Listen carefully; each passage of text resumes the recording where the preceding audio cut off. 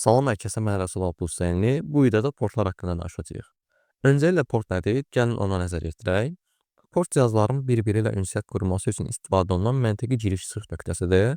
Portlar iki yerə bölünür. Fiziki portlar, hansı ki biz gündəlik həyatımızda USB, SATA, ERC45, PCI, PCI Express kimi fiziki portlarla çox sıx qarşılaşırıq.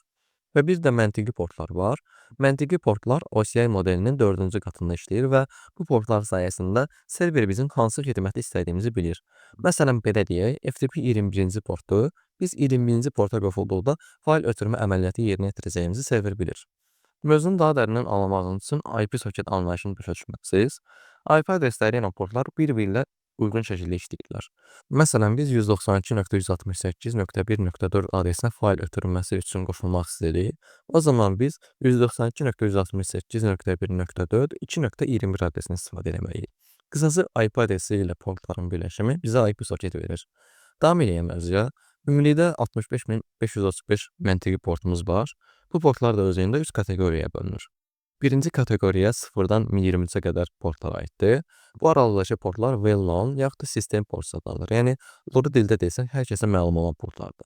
Örneğin gətirəsi olsaq, FTP 21, SSH 22, Telnet 23, HTTP 80, HTTPS 443, DNS 53 portunu misal göstərə bilərik.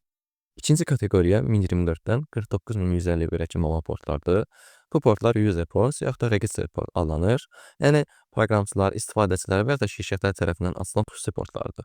Örnek olaraq Microsoft SQL Server'in 1433, Multicast DNS'in 5353, Oracle'ın 1527 portunu misal göstərə bilərik. Və son kateqoriya 49152-dən 65535-ə kimi portlardır. Bu portlar dynamic, private və yaxud da random port adlanır.